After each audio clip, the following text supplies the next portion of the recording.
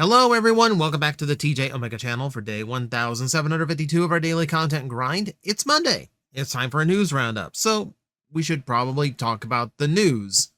Otherwise, I won't have a Monday video, and that's not good for anybody. So, it's a weird week. I don't have anything silly to end off of, so we're just going to go in with a whole lot of teaser stuff. So, we know that we've got a bunch of stuff on the way, but Takara Tomy decided to start teasing us with some of it. So here we have their release for Swindle and Vector Prime, which surprises me that they're actually, that does mean that I can't remember if Takara released Vector Prime during Legacy. I can't remember. I mean, they pretty much run the same production at this point. It's just stickers on the box that makes the difference. So this is probably the American repaint version of Vector Prime, which is fat. Well, I guess it is because it's the red eyes. What am I talking about? It's kind of fascinating because that's a US only repaint that they are now getting as their main Vector Prime toy. They don't usually do that. That's actually kind of weird. I guess it's no different than us doing, Shattered Glass / Delta Magnus colors over here. We never got the original toy. It's only in Japan, but enough fans know of it. Probably true over there as well. They're also teasing Blaster, and now essentially just covering and then confirming that we're going to get Steeljaw with Blaster. We knew that, and we're getting Ramhorn, and I want to say it's Rewind. So expect whichever one that is. Expect the other one as part of the inevitable twin cast repaint. So if you're going to want all 4 of his cassettes, get ready to double up. And then, of course, the big one. This has me so excited. We just saw the gray proto for this, like, just weeks ago. The fact that they're already teasing a full production version of it is insane to me. And they're also teasing their release for 86 Starscream and Prowl. Not huge, but worth mentioning that that's also on the table. Let's keep talking about Galvatron because I want to. Now, when they do these teasers, we're usually literally like days away from an actual like official announcement. It wouldn't surprise me if I'm doing another update video at some point next week going over all of the officially released and announced Takara stuff. That usually means we will know pre-order dates as well, which will also usually give us price. So if we want an idea of price, they did have a preview image of the prototype for Galvatron in a magazine. He's big. He's really, really freaking big. So you can see down there at the bottom, that's the Lio Convoy mold. That's the modern Lio Convoy. He barely reaches his waist. This is twice as tall as a Voyager. This is actually like a unique price. I think this is almost a unique scale. I'm not sure. It looks like that. Like I'm looking at over at like my Magmatron right now. That's taller than Magmatron. Because Magmatron, like I have Voyagers that go, decently above Magmatron's waist. And I would say Galvatron is also bulkier as a design than Magmatron. This is going to be insanely expensive. Incredibly cool. I cannot wait to have one of my favorite designs as such a big chonky toy. But oh my god, he's going to cost. And I'm not gonna care. Oh, I'm so excited for this. You have no idea. Well, I've expressed how much I love that mold and how important it is to me. That overall figure in general. You probably have an idea by now, if I'm being real. So, we will find out a lot more, probably fairly soon. We also have gray protos showing up for MP Blaster, if we want to take another look at that. Now, he is looking pretty good. He's a weird, like, he's we've seen like proto images of him before, and my stance still holds. He feels like he is specifically designed to match Soundwave, who was in that period of Masterpiece that was trying to split the difference between animation model and toy. So he does have a lot of like the animation trimmings to his overall design, but ultimately there's a lot of the original toy still in there in sculpt and body shape. He's not going for like straight up cartoon accuracy the way a lot of later MPs tried to do. So yeah, it feels like he is just designed specifically to be a counterpoint to Soundwave, which makes all the sense in the world. You can see multiple faces there as well, which is a nice little touch, very expected of this toy.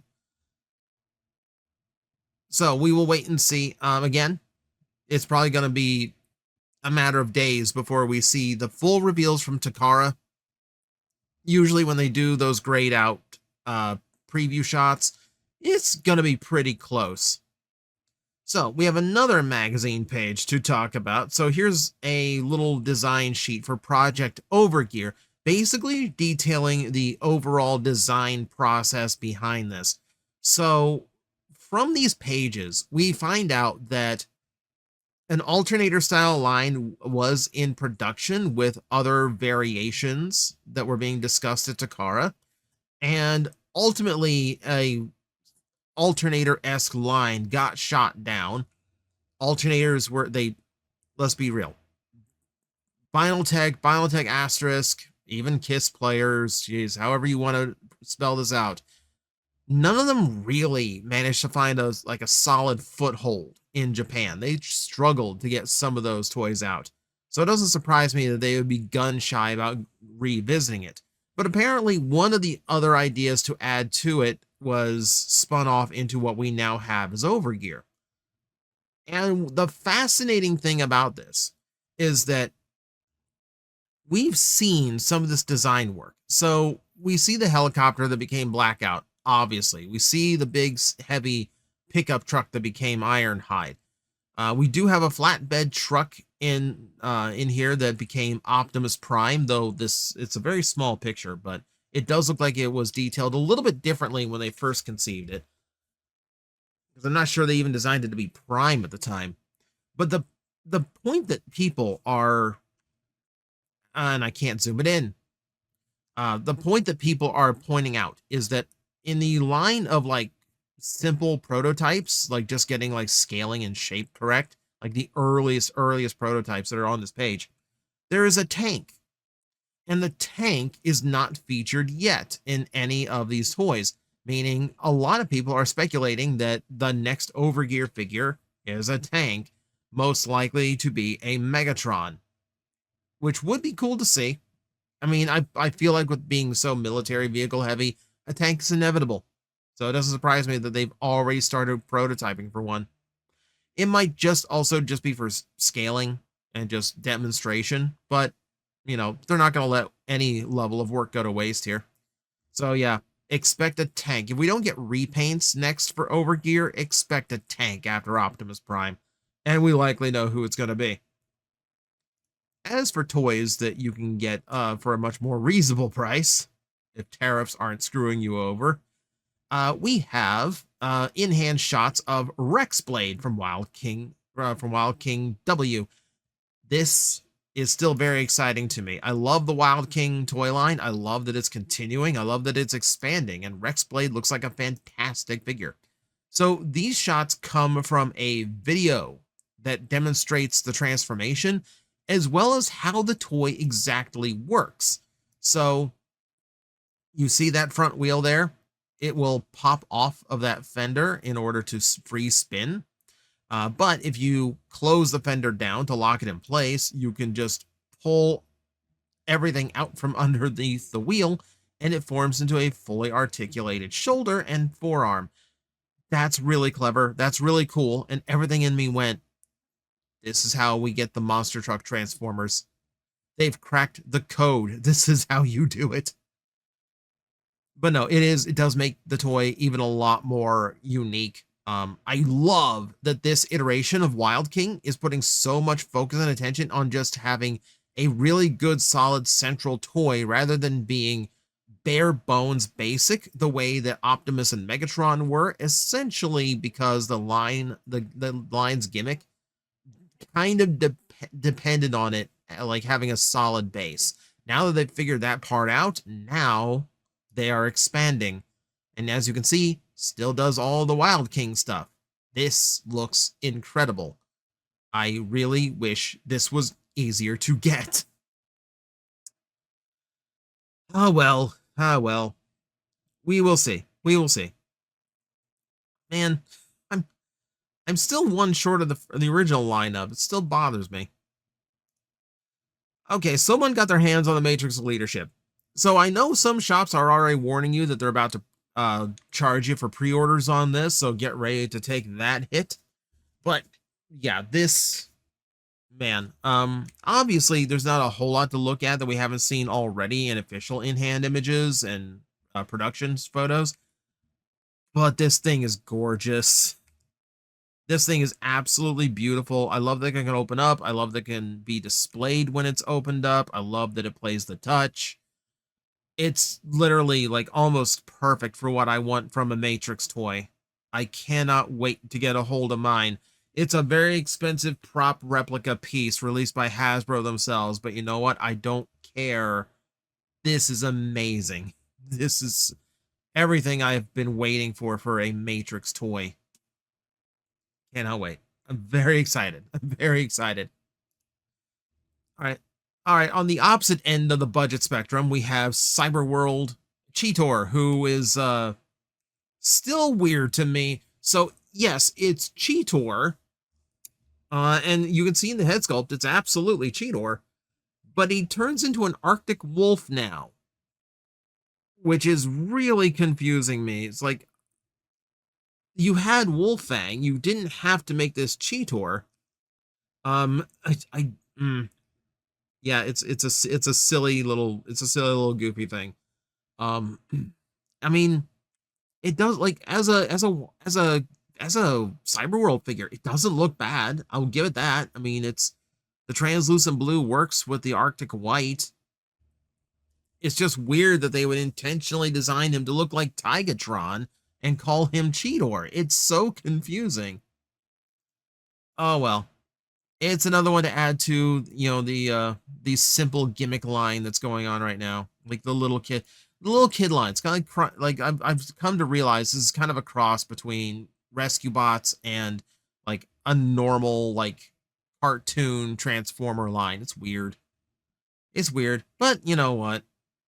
The toys are cute and inoffensive. If you just want something to mess with and fiddle with on your desk, you can do worse. There are new collabs that we can speculate on. So one is called Van.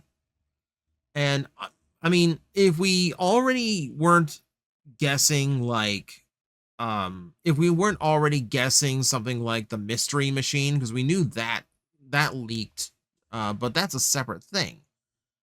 This codename Van, I think someone in the comment section down below, you can it's cut off for you. The A-Team is the speculation. And honestly, like, you really could just repaint the frequency figure from the Stranger Things collab, and you could just call that the A-Team Van. You just repaint it. It would work. I mean, I wouldn't mind it. It's a weird one, but I wouldn't mind it. And then the other collab is Sport 7.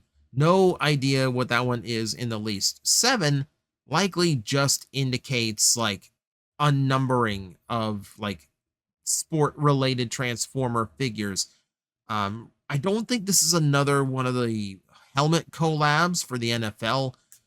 Those seem to come in like multiple waves rather than just like one at a time.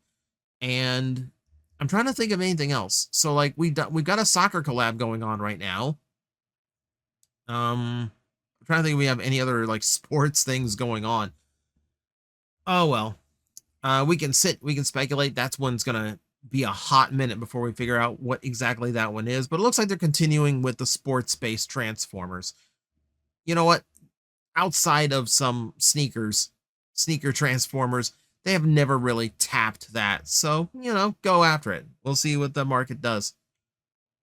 Considering I've seen the helmets on deep clearance already, maybe not as much as Hasbro thinks.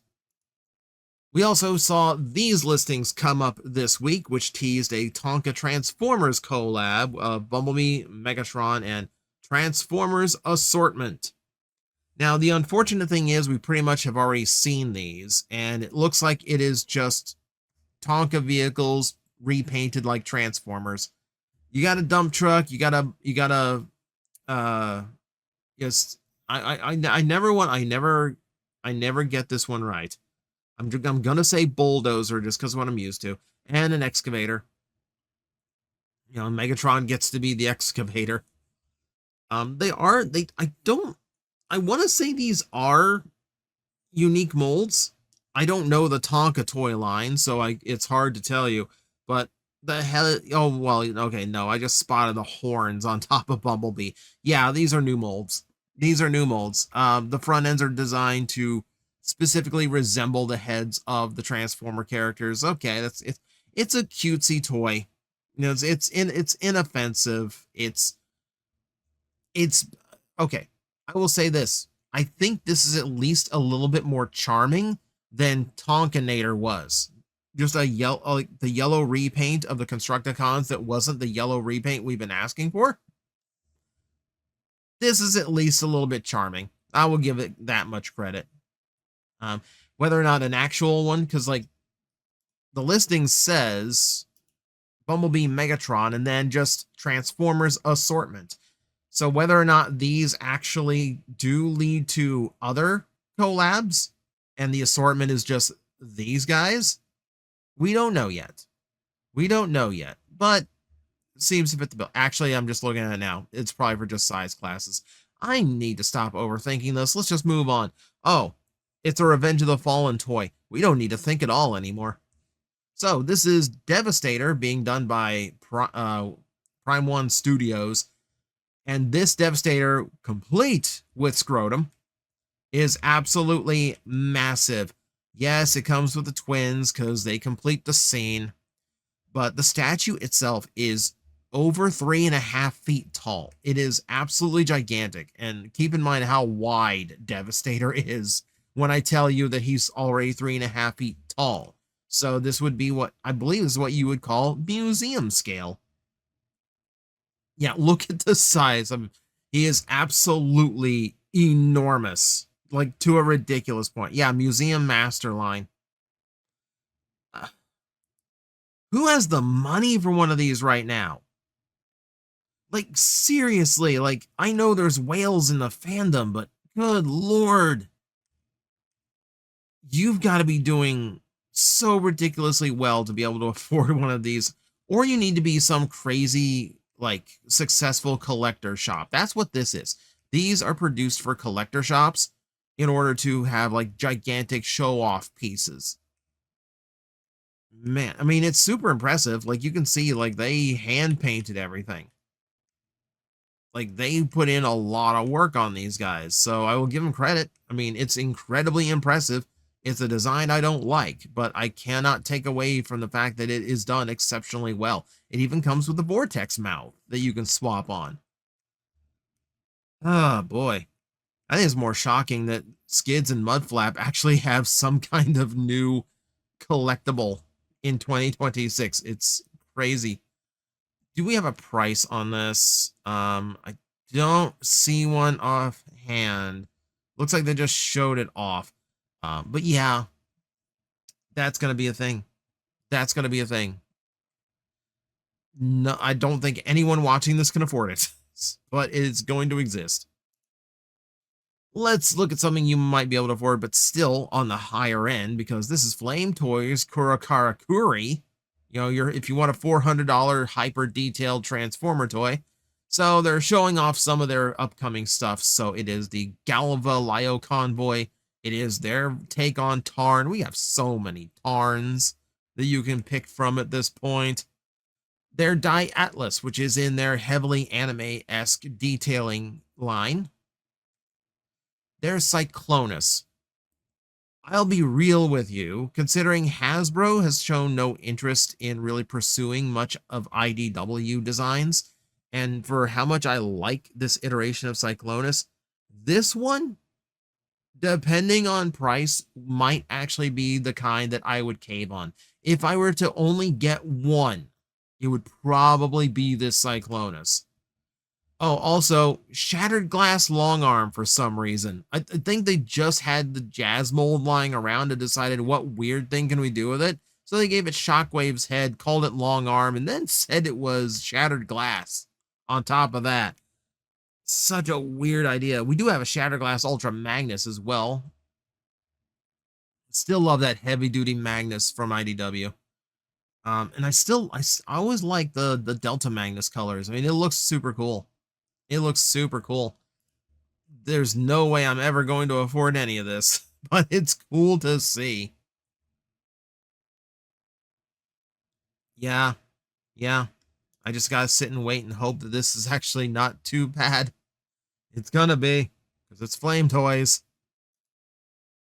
On the more affordable end, I'm gonna give you guys one last look at the upcoming Yolo Park AMK Beast Wars Megatron and Black Arachnia.